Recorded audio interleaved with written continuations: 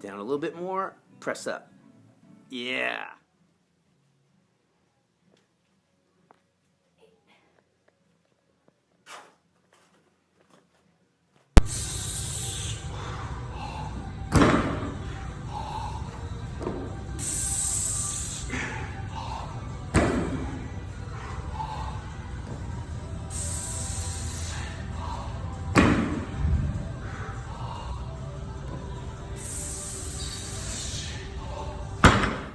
Welcome to the Ageless Movement Podcast, and today we're going to talk about injuries.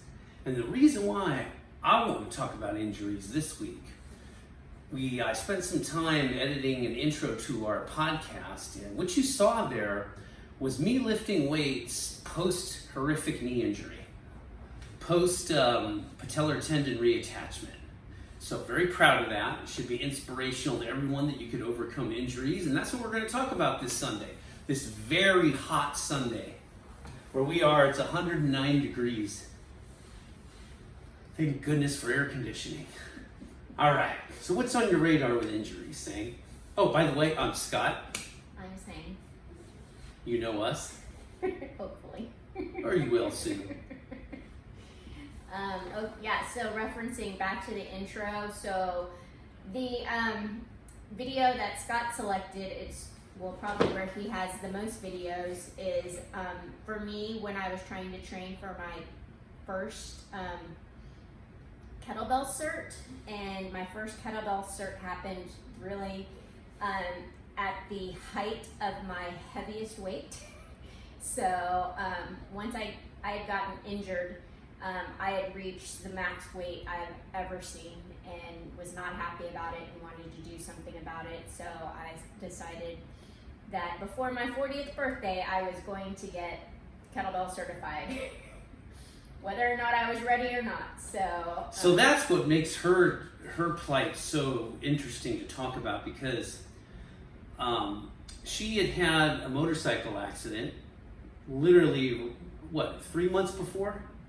So I signed up probably in the summer, and then September, I think right around Labor Day weekend. Well, what I remembered was when the accident happened, the first game of the season when Stanford was playing San Jose State in 2013. Yep. And we were in the Palo Alto area, and I don't really want to relive what happened there. We're just going to say that she went down on her Piaggio, which is like a Vespa, and I don't even like to relive that moment. It's so horrific. I saw the whole thing because I was ahead of her on my motorcycle, but God bless us. God bless Sang. She's okay. Thank goodness she wore so much gear. I got to tell you, the gear is basically what saved her from a broken shoulder and probably skin loss on her face. But we could talk about that another time, maybe. Yeah, but I didn't care how hot it was. I wore the motorcycle jacket. I wore the back protector, and I wore the helmet because that was a big thing for me. As one, I don't ever want to be paralyzed, and two, I don't want to have brain damage because of something I did. So those two pieces between the helmet and the back protector were the most important parts of me getting on a scooter ever. And of course, you had a jacket with armor. Right? Yes. And gloves with armor. And I'm telling you, if you ride two wheels, I want to preach here, but if you are going to ride two wheels, you must at minimum require wearing a helmet, gloves, a jacket with armor, some kind of pants. I say pants, not shorts, with either knee pads and Kevlar jeans or leather or something that's going to protect you. Because here's the thing: most of the time when motorcycle riders go down, you slide across the concrete. I don't care. Watch professional motorcycle riders. They slide over the concrete at over 100 miles an hour, and they walk away from it. Why do they walk away from it? Because they're wearing the right gear. So you can't control if somebody hits you in every instance, but you can control if you do go down, whether you survive it or not, because you don't want to lose all your skin. And that would be a horrific thing. And I'll say, post-accident, the jacket was scuffed at the shoulder, which she would have probably broke her shoulder. The helmet, the windshield was completely busted, and then it was even scraped around the temporal area. So you can only imagine what the extent of the injuries would have been without the proper gear. And even with just visually looking, everything looked fine. And when the paramedics came, I thought I would be good to go into a car. But as hours passed, I couldn't even bend to get into a car. I had to get into Scott's dad's car, which is a Corvette. I had to remove the roof. I thought I was gonna die because within an hour or so, I mean, everything was tightening up, and we were off to the hospital to figure out what was wrong.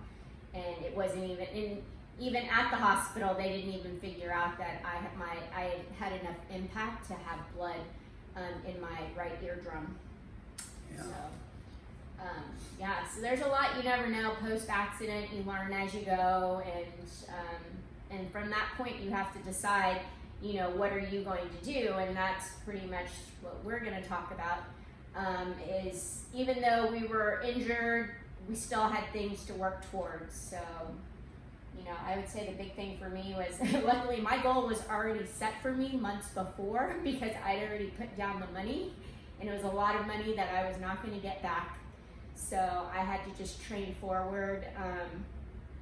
I showed up to a lot of training sessions, and I'm sure I freaked out a lot of trainers because I'm like, I have to do this. Because when I went to PT and I asked him, hey, can you help me, because I've got to get back to being functional, because I need to do this cert, and he laughed at me. He's like, you won't be lifting 10 pounds for quite some time. And my snatch weight on the kettlebell was supposed to be 14 kilos based on my weight, which is what, 30 pounds. Yeah.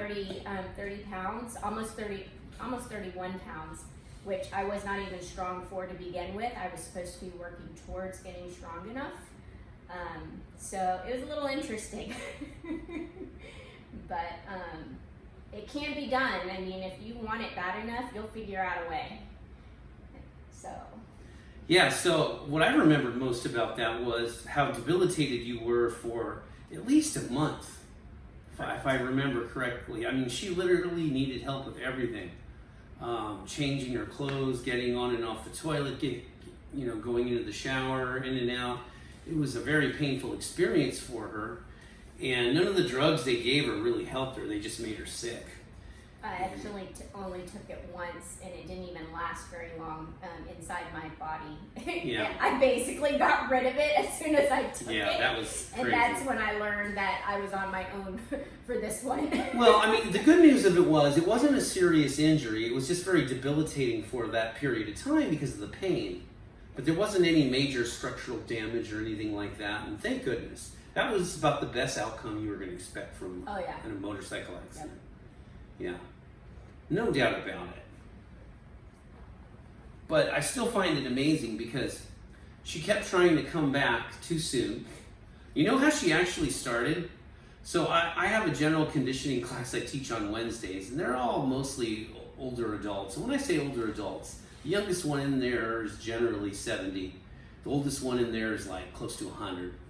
So she came into that class, and she was so cute. She'd have her she always has these little dolly things with Hello Kitty on it, and she had her kettlebells in there and all her little tools, her TheraBands, and it was funny because when she first started that class, she'd be at work with me, and I'd start teaching it, and she'd follow along and do all the TheraBand routine and our balance routines, and she's, oh, the whole time I could hear her aching, and I'm just like, baby, slow down. I got laughed at in the class, though. It was very funny. Because I was the youngest in class, but I was the most hurt. Yeah, she was definitely the most injured and functionally challenged at that time. And then I remember the first time you got on the floor and how scary that was watching you because, the ribs are moving, they're popping and making noises, and I'm like, baby, you're pushing things too fast. But it was very interesting to see the transition between that and towards the end, you're not lifting little kettlebells anymore. You're doing presses with kettlebells. When we're pressing, everyone in my class is pressing 2 or 3 pound dumbbells. And she really started to get, stronger then. Not so much stronger, but healthier. So she could start training again. And that's when she was finally able to graduate from that to real big girl training again. Back to my kettlebell class. Yeah, I was going to say. even then, when I went back, fortunately, my instructor, her background was Pilates, and she also trained me in kettlebells. So the Pilates helped because the equipment was there for me. There was a barrel whenever we had to do roll-ups or anything. So my back was supported if I felt like I couldn't do something. So I just was very fortunate in the environment that I happened to be in. First going to Scott's class and like working, there's a peg board that we like, I used to always test, like at first I couldn't even lift my arm to touch the first peg. Yeah. And then once I slowly worked at it, and once I made it all the way over, I'm like, ooh, now I think I can maybe work on some weight. And so when I got to general conditioning class, once I made it to the floor and then I could move on, I did bring my kettlebells and I went over to a corner and tried to work out with the class in a corner, doing whatever kettlebell work I could do for a while. And then, I went back to regular class where I know I freaked her out. You freaked everyone out, to be honest. Well, it was kind of scary because, there were so many factors at play when you went for that RKC certification. For those of you that don't know or aren't familiar with the terminology, RKC just means Russian kettlebell. Russians, due to this guy named Pavel, are the world-renowned experts in kettlebell training in modern day times. And I guess that would be another episode we can talk about early training of human beings. We could talk about which predates what, the kettlebell or the dumbbell. We can talk about that another time. But Pavel was the guy that introduced modern training with kettlebells in America. And he's from Russia.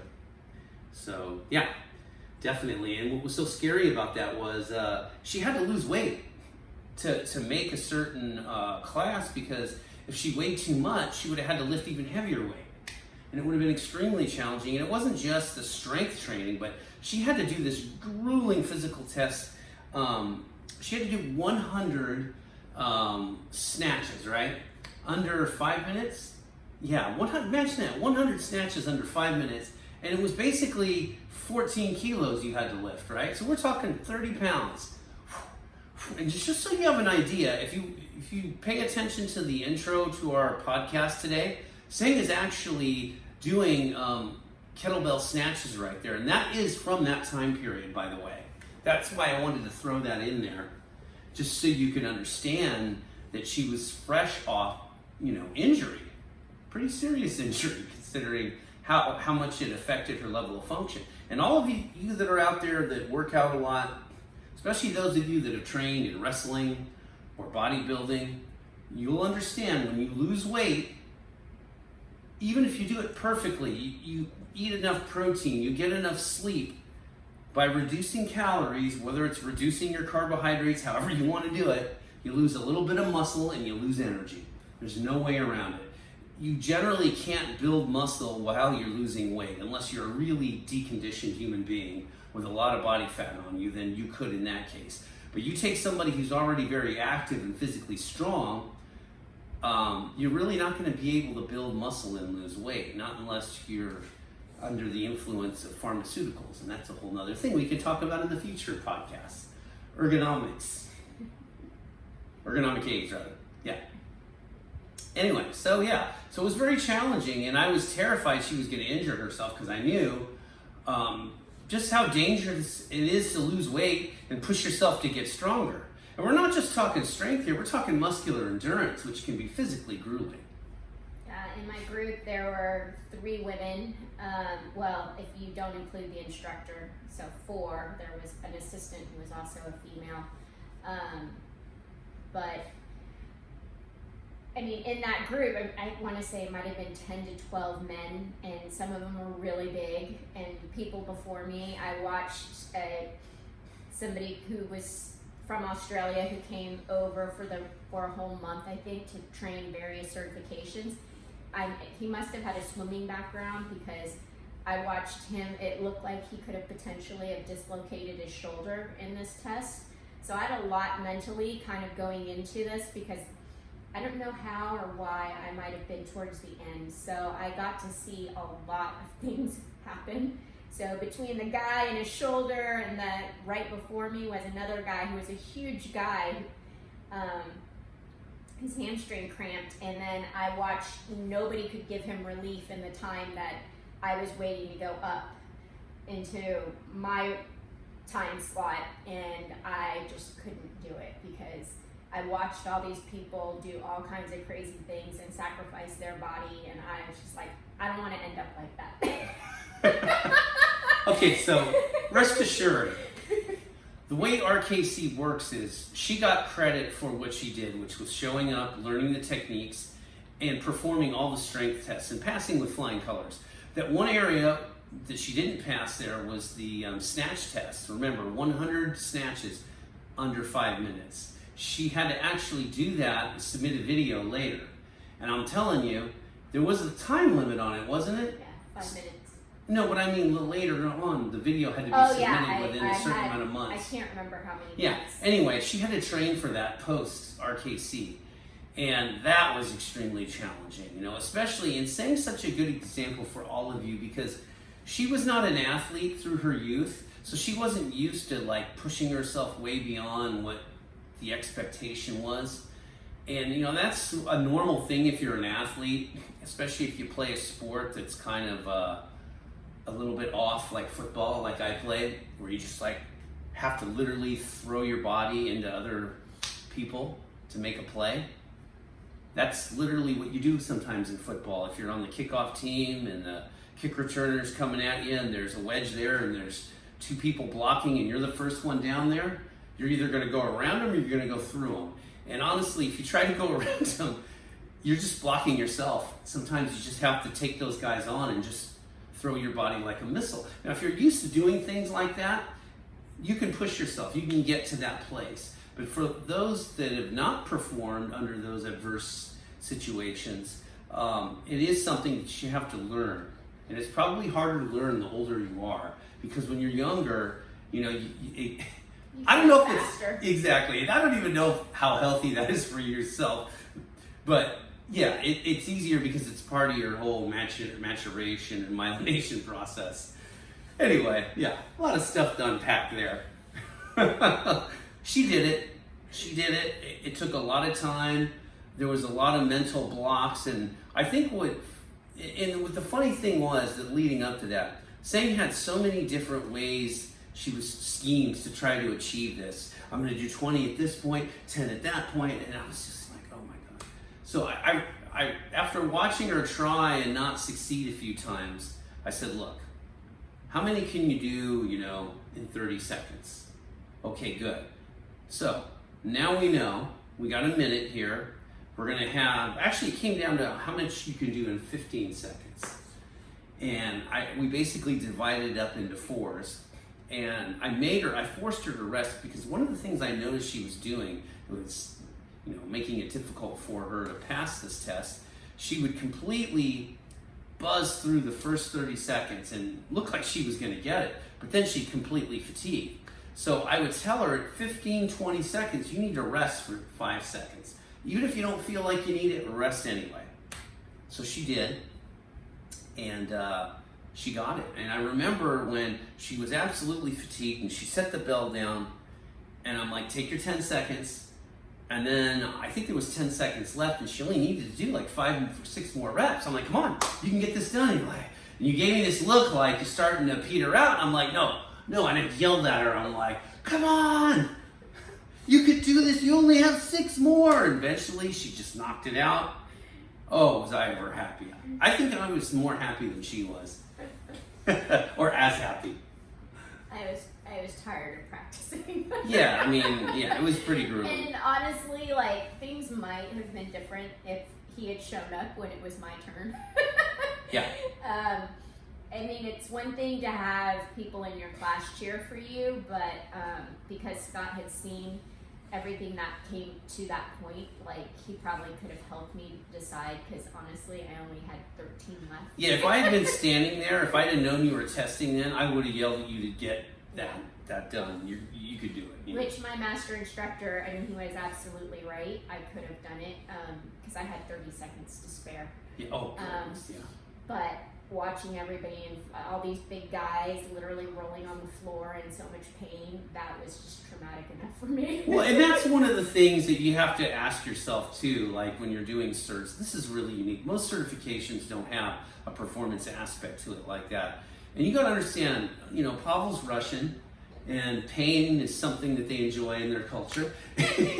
And that was the whole idea behind it, was to really make you physically earn it, not just mentally earn it, but you got to emotionally and physically earn it.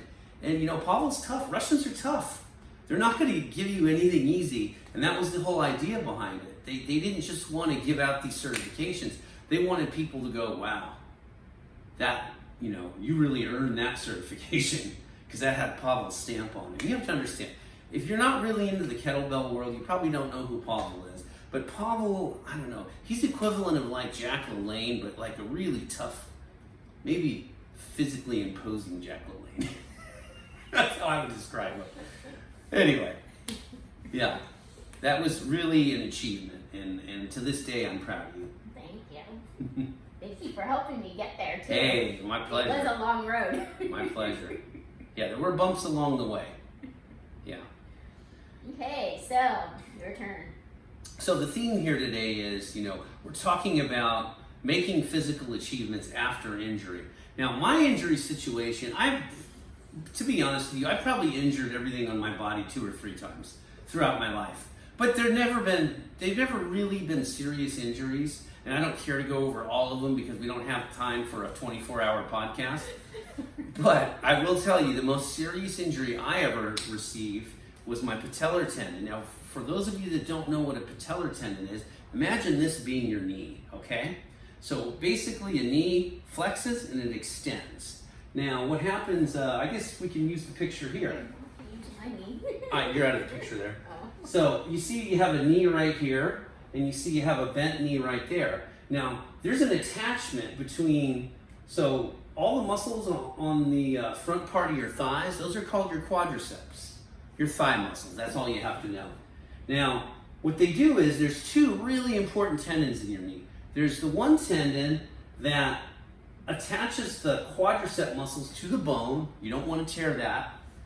And then you really don't want to tear what I did, which is the other muscle which attaches, the other tendon which attaches the quadriceps all the way to the top of the tibia here, which is the lower leg. Now, why is that so important? Because it anchors the upper femur, which is your thigh bone, to your tibia, which is your lower leg bone. Now, what happens if you don't have a patellar tendon or it doesn't function? You can't stand on your own. Your leg collapses.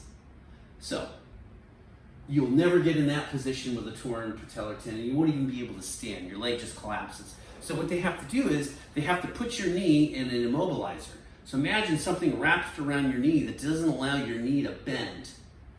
That's literally the situation I was in. Now, I want you to understand, I went from being probably the strongest I'd ever been in my life, especially in the lower body. It's a bit debatable, you can say, whether I was strongest in my upper body at 49 years old, but close enough. And my legs were definitely stronger at 49 than they were in my 20s. And, you know, there's a certain kind of confidence you have when you are that strong. For instance, even about a year before, I remember, we ordered a lawnmower that was electric. And maybe that would be a future podcast. What lawnmowers to order and not order. Anyway, it was electric. And because it was so heavy, the guys at the UPS docks would throw them off the end. And imagine, they weigh 100 pounds. They drop from 20 feet up, boom, they break. So by the time it gets to you, the consumer, you have a broken lawnmower. Anyway, I remember, I was, on the third one? Second or third one, I remember returning 2 of them at the same time. So I think I returned 2 at the same time. We were going to be on our third. And I remember bringing them to UPS. And all the people in the UPS store, shows you how funny, how deconditioned so many people are, could not lift this thing off the ground onto the counter. And they're like, "Sir, could you please help us?" "Sorry." And I'm like, "No problem." I mean, it took some effort. Deadlift, basically, lifting it up, setting it on the counter. And people were amazed at how easily I did 2 of them, one after the other. So, I was very confident at that time. I'm feeling myself a little bit, right? Well, life has a way of humbling you. So, one particular weekend, I guess you could say I had a lot on my mind. I do have ADD, so I'm used to thinking about 20 things at once. And it was a Sunday morning. It was like a lot of Sunday mornings, but I did have a lot of things I was going to have to do that week. And I remember I was talking to my sister. I forgot to cook breakfast for Say. She was getting ready to get out of bed. So I remember she tells me that, and I don't know why I did this, because I was thinking about 2 or 3 things at once. I just dashed, and I didn't realize our stairs were there.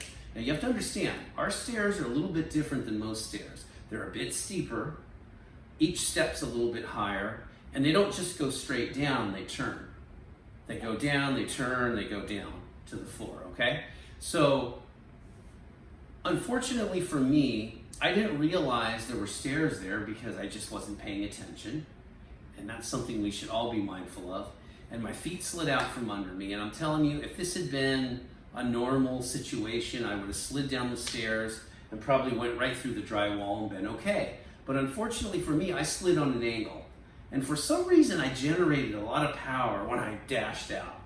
I don't know why I did that. It was like I turned into a sprint. And boom, I went flying, and I hit the interstructure of the stairs and slammed my knee, literally slammed it into the solid wood. And what that's basically like, I'll give you a description of it. It's like somebody took a war hammer, a big sledgehammer, and hit you as hard as they could right on your knee. That's what it was. So at first, I was just, it almost knocked me out. It was so painful. And the swelling started happening. And the weird part was I was actually sitting there with a bent knee, massaging it. And next thing I know, the knee straightens out. I can't bend it anymore. And the swelling, I've never seen swelling like this. It looked like if you took Vin Diesel's head and transposed it with my leg is what it looked like. It was massive. And I don't even know how I made it down the stairs. I was busy running back and to the car. I don't know. I think I hopped on one leg. I don't know what I did. I mean, it was, oh my goodness, it was crazy. So, rather than talk at length about that day, I had a lot of rehab ahead, and of course, you don't know what the extent of the injury is that day because all they do in ER is X-ray you. And they saw I did not break any bones, did not break the patella. I was kind of worried that I tore meniscus, but there was a really smart, what are they called? Physician's assistant. Thank you. I couldn't think of the word. She surmised that now this was my second or third guess that I had possibly ruptured a patellar tendon. Now, for those of you that watch a lot of football but have never experienced a lot of injuries before, you're accustomed to hearing ACL, anterior cruciate ligament. Just so you know, ligaments hold bone to bone, tendons hold muscle to bone, okay? So the most common injury that athletes suffer from are torn ACLs. And what that basically does is it prevents anterior displacement, right? This way. It prevents it from going out, the tibia going out from underneath the patella, right? So that wasn't my injury. That would have been a serious injury. Then you have 3 other knee ligaments. The medial collateral MCL is a common injury that happens with the ACL because it moves medially, right? It prevents medial displacement.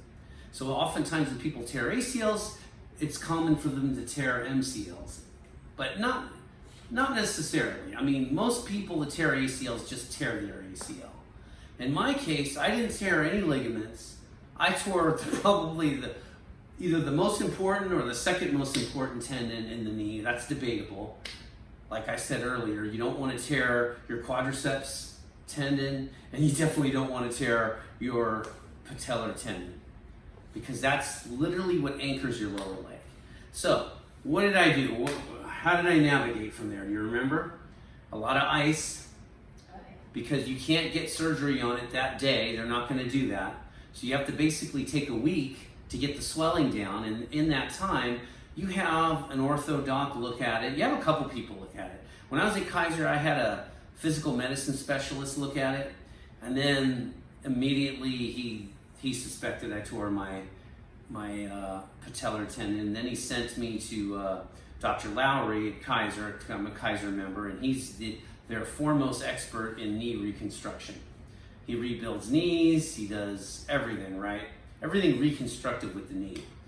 So I get in there with him, and he's a funny guy. Like, he kind of, without telling you too much in terms of description, he just tells you to do something. And when you can't do it, you realize the seriousness of your injury without him having to explain too much. So what he basically had me do is lay down with my legs straight, pointing my foot towards the ceiling. Now lift your leg. Now that's the test for a patellar tendon tear. If you suspect you've torn your patellar tendon, simply lay down. If it's your left knee, bend your right knee. Make sure your foot's flat, back's flat, and you just do a straight leg lift. I'm going to use my arm here, and you just lift straight up.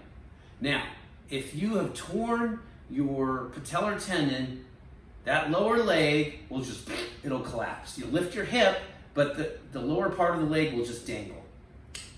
And I couldn't even get the thing, I couldn't even budge the foot. Like, literally, I lifted the leg upwards, and all I did was bend the knee a little bit. It was so much pain, and the heel didn't even come off the ground.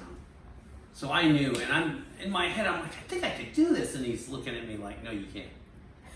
You tore your patellar tendon, most likely. So they work fast at Kaiser, I gotta say. Literally the next day, they put me on the table for an MRI, and that 2 hours after the MRI, when I got back to work, they're like, we're cutting you tomorrow morning.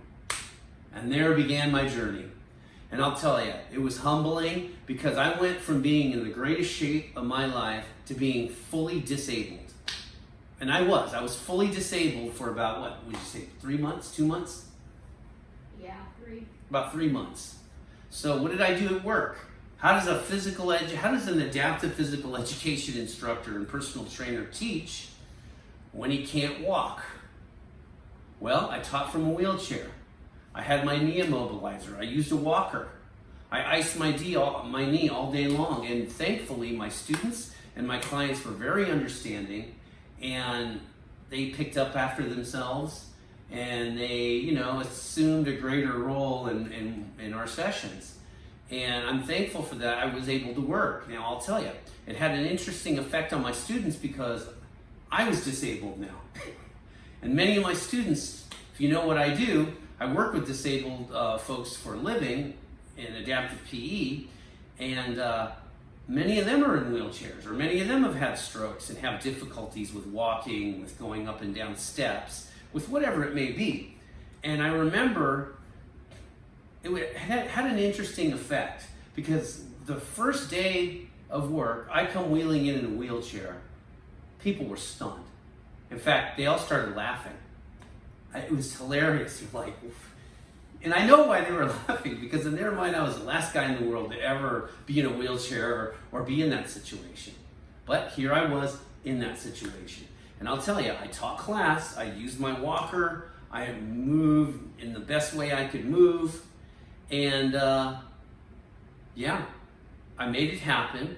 And I think it influenced people a little bit to work a little bit harder, because they saw how much I was struggling. And without me, I have a funny way of doing things. Like, I know how to compartmentalize things. And I think I just focused on what I have to do now. I didn't think about down the road, right?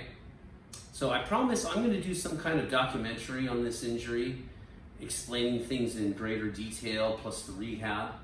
But I'll tell you, the pain, any type of knee surgery and rehab is very painful. And you just have to endure it. Now, they give you a lot of pharmaceuticals to deal with the pain. I just took Advil and Bufferin and aspirin and things like that, because I was scared of the consequences of the basically it's opioid drugs they give you. And they don't think you're going to become addicted in that short period of time. Now, I don't have a drug addiction history, but my family does. And, for me, I was worried about the side effects. Some of the side effects were dizziness, nausea. What else was it? There's one more thing. Depression. I guess depression to some degree. But the main thing I was worried about was, loss of appetite. I was worried about those three things: dizziness, nausea, and loss of appetite. Because for me, I felt like the only way I was going to recover in an optimal period of time was to, number one, eat properly. And this was the most important thing, because after that surgery, Dr. Lowry told me, do not drop your leg. If you're in the shower, put something under your leg. Do not let the thing fall from that position, because it will re-tear the tendon. And he always tells me every time they have to repair it, it gets weaker. And I'll get into greater detail about how they repaired it, but basically what they did was, it's torn, meaning ruptured completely in half. So what they do is they pull the lower portion of it. So imagine you see this guy's leg here. What it'll do, the tendon the bottom part of the tendon that tears will go downwards and the upper one will go upwards. So what they basically do is they pull both together and they stretch it. And then they reattach it with laser sutures. And then what they do is they drill the back of your kneecap, your patella.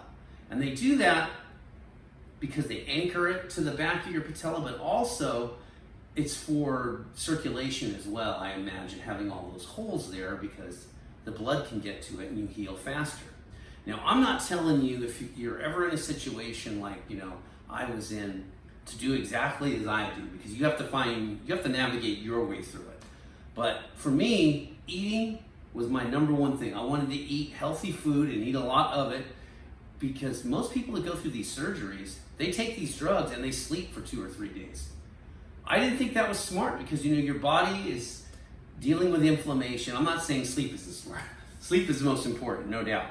But eating and sleeping is most important, because you don't want to put yourself in a situation where you don't have enough nutrition to help your tendon repair.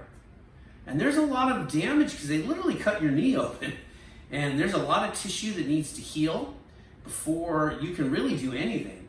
And I'll say, there was a 5-day period of excruciating pain. And it was hard for me to get out of a recliner, to get on the walker. Going up and down the stairs was extremely challenging. And there was about a 3-day period where I couldn't do that due to the pain. And there was a lot of psychological issues with that. And I'll tell you this, by day 6, I started to notice the knee was feeling better. And by day 7, I was mobile enough to get around on my own, and I took an Uber to work and I worked out. Now, I didn't train my legs, obviously, did some upper body work, but the point is, I figured the quicker I could get back to strengthening my body, the faster I would heal. It would decrease the mending time. And it worked. I would say by just around the end of the 7th month, I was doing those deadlifts you see in the video. I was already doing 315 for reps. And I remember sitting on the couch after the surgery, just wondering if I was ever going to be able to walk again. Now, it sounds funny, you see me in that situation lifting heavy weight, but I'm telling you, nothing's guaranteed in life. And you have to accept your present situation to get to where you want to be. And the one thing I learned through my life is, you can't look too far ahead sometimes. Like, you'll have those long-term goals, but you're never going to get to your long-term goals until you finish with your short-term goals. And that's how I compartmentalized everything. I just thought about what I'm going to do this week. What am I going to do this day? Sometimes it was just 2 hours of heel slides. Other times it was 2 hours of heel slides and, 3 sets of 15 straight leg lifts. Then I started putting ankle weights on there. Over time, it became more functional and saying, help me in ways I can't even explain to you, for just being there, but also helping me with the training. I literally couldn't get my pants on by myself. Well, I could kind of do that, but I couldn't get my socks or shoes on. Forget about it. I mean, that took so long. Yeah, him going to the bathroom in the middle of the night was probably the scariest thing. Yeah, because I had to put I always left the brace on, the knee immobilizer or the brace. And the reason is I didn't want to have an accident where I fell out of bed, whatever it was. I wasn't going to tear my knee, tear my patellar tendon a month out from surgery or 2 weeks out. I just wasn't going to do it. So I wore the brace all the time. We were very careful with it. I was almost paranoid to the point of where, if it was ever off, I had to be on a couch, the leg had to be flat, I didn't want anyone near me. It was a lot of work. And I had never gotten through it without your help, Steve. So, you can do it. You just have to focus on, I don't know what your present situation is. All of our situations are different. A lot of us have been sheltered in place for a long period of time, haven't been able to go to gyms. You can start somewhere and just compartmentalize it. Start with what you know you can do right now. And for a lot of us, we may have fascia pain, we may have, a minor shoulder injury or a minor knee injury, or your hips bothering you. There is ways to improve your level of function and get stronger. You just have to start from square one, such as I did.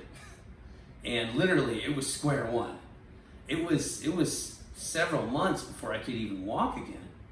But once things started clicking, I remember the first day I can drive on my own in my truck. I still was in the brace. I still wasn't allowed to bend the knee, but that was a period in April where because the surgery was on March 7th.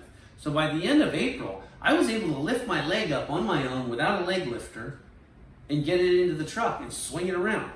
Because my core strength got stronger and the healing got to a point where I could literally lift the leg, with the leg straight. And of course, it was still in a brace, but it took a lot of strength to lift the leg at that point. And when I could do that, I was so excited. I was able to go back to the gym on my own. It was independence again. And I still needed help getting out of the shower.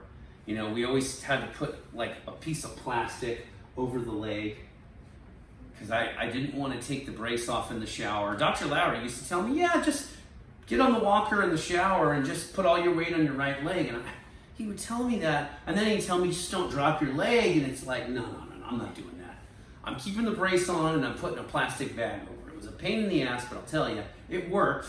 I healed. We didn't have any falls. That was the main thing I was worried about post-surgery were falls. Because it was when I couldn't lift the leg on my own and I had to have a leg lifter and I had to get up on my right leg, it was, oh my goodness, it was painful. But I got through it. Yeah, you did. Yeah. Nice work. Thank you. So, the take-home message from today's podcast, focus on your short-term goals. That's what's going to get you to your long-term goals. And if any of you have any questions about getting on an exercise program or anything about an injury or something, just post in the comments, a question, and I'll try to answer it as best as possible and give you the best advice as possible so you can overcome your physical challenges, because we all have our own challenges, no doubt about it, and not just physical. Okay, so don't forget to like and subscribe to our our podcast. Anything you want to add, Say? The only thing I would say is what is really hard to believe unless you can see it is how well Scott had healed because of everything that you've heard him tell you, between eating really well, which he does eat really well, and then making sure that he got back into the gym as soon as he could. We both sort of did. I'm less than he did, but I still tried to move every day. She pushed herself just as hard as I did. Well, to me, it just feels like a much smaller scale. But like I always tell my clients, is you got to move every day. For me, I did work on a lot of neurological stuff post-accident because I had hit my head. So my nervous system, I was definitely trying to tap into to make sure things were good. So we kind of have two different approaches, but if you really want to know like how Scott heals, just looking at his scar from his surgery, like as it was healing, it healed so quickly. It was beautiful the way that the way it repaired, and that doesn't happen if you don't take care of yourself. So like you could see it just as it was, everything was healing on his on the skin and so forth. So yeah, and I'll do a documentary probably in the somewhat near future about it, and I'll have in the video pictures, videos, so you can see what I went through. And Sang will be in there encouraging me, but a lot of it is going to be, you'll see how horrific my knee looked post-surgery, pre-surgery and post-surgery especially, because it's just, it literally looks like this with the staples in it and everything, and you can't even imagine you're going to go from that to walking again, much less being strong again and being physical and being able to run again. I remember the first day I could run again, it was like, and really run. I mean, like, there were times I thought I could run, and then Sang would tape me, and I looked, oh my God. I looked like, I don't know what I looked like. An elephant on one leg dragging the other. It just looked horrific. But then once I could finally run again, and it looked good, it felt good, I could feel the difference, oh my goodness. It was like, I was so elated. Because, think about it. You might have to run at some point in your life. All of us. You never know. Run out of a burning building, whatever it may be.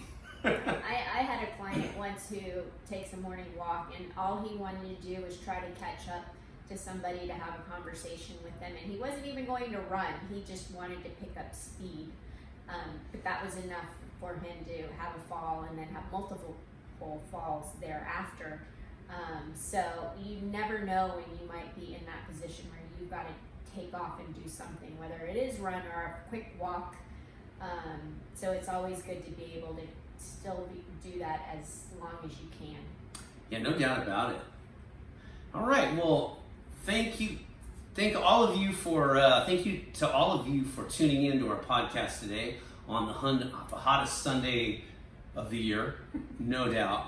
Hopefully the only one for this year. Yeah, hopefully it's going to cool. I think next week's going to be hot till Wednesday. But anyway, don't forget to like and subscribe to our channel, Ageless Movement. And we'll have more podcasts in the future and more interesting topics. And if you have a topic you want us to talk about, leave it in the comments. All right? Okay, thank you, everyone. Thank you. Take care. See you next week.